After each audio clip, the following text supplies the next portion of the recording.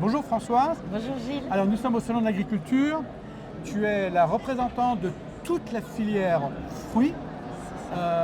Souvent on associe les problèmes de l'eau au maïs. Mais pour faire des fruits, on a besoin d'eau également. Est-ce qu'il y a assez d'eau en France pour faire des fruits? Est-ce que c'est un problème? Alors malheureusement, il y a un problème.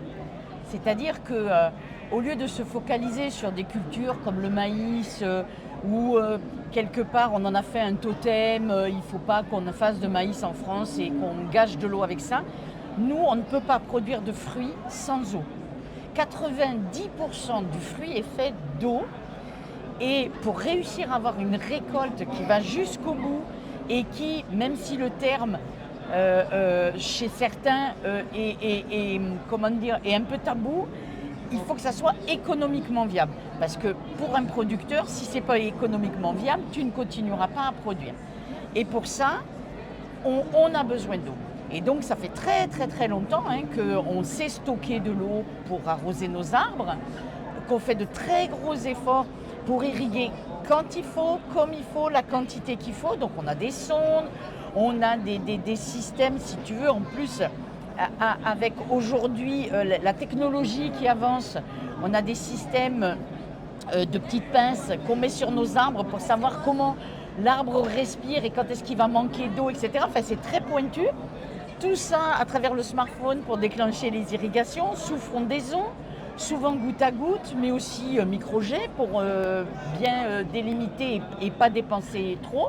On a des sondes dans les sols, enfin voilà, on sait faire. Mais aussi, il faut savoir que pour ça, il faut qu'on ait des réserves. Et ces réserves, je suis dans un endroit, le Tarn-et-Garonne, où dans des coteaux, ce qu'on appelle le Quercy, entre le Tarn-et-Garonne et le Lot, et où là, on est sur des coteaux, donc on a depuis très longtemps fait des réserves qu'on appelle collinaires.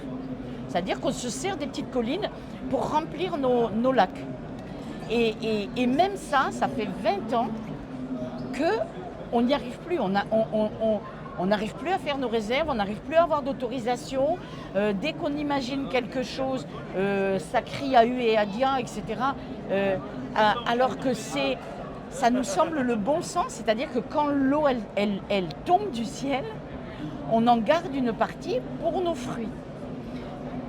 Et ça nous semble tellement évident qu'on ne comprend pas, si tu veux, le sujet sur l'eau et qu'on nous bloque comme ça, parce que en plus, un des problèmes, c'est que ça va nous faire désertifier nos départements. Nous, c'est des terres qui sont, dès que tu es en colline, c'est des terres qui sont un peu compliquées. Et si en plus on ne peut pas arroser, c'est même pas possible pour nous.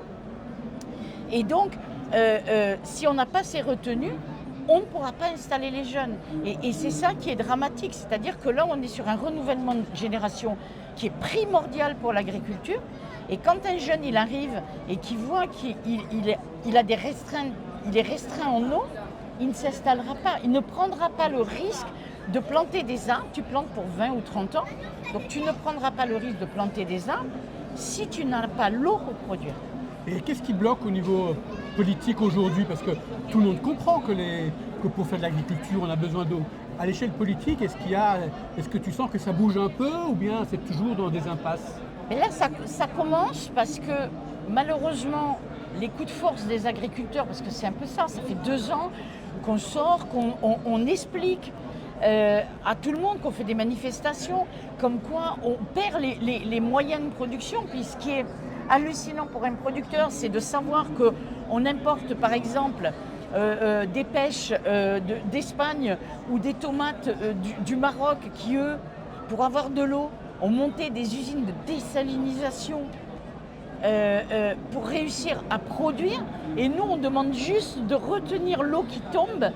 Et donc, on ne comprend pas. C'est-à-dire qu'au lieu de rester sur du dogmatisme, parce que c'est du dogmatisme, donc on se sert d'un totem qui est le maïs, par exemple, pour dire « vous n'avez pas le droit de stocker de l'eau ».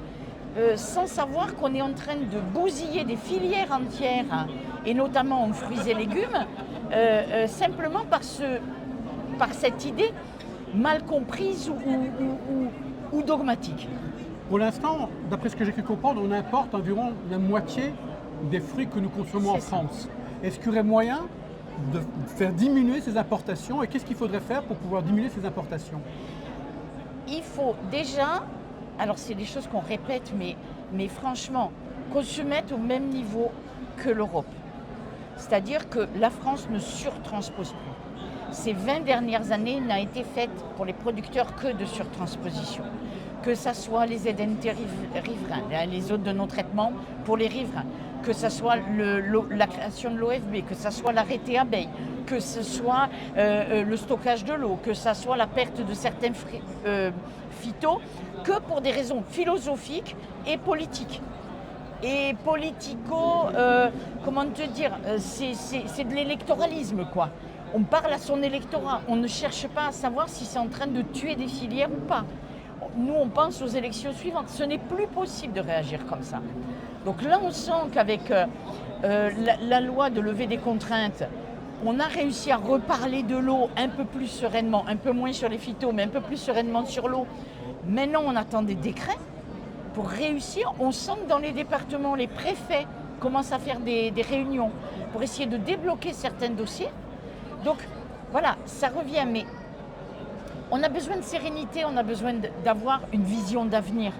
On a besoin d'un président, d'un gouvernement qui nous donne la vision d'avenir. On ne peut pas investir dans des fermes aujourd'hui si on ne sait pas de quoi sera fait demain.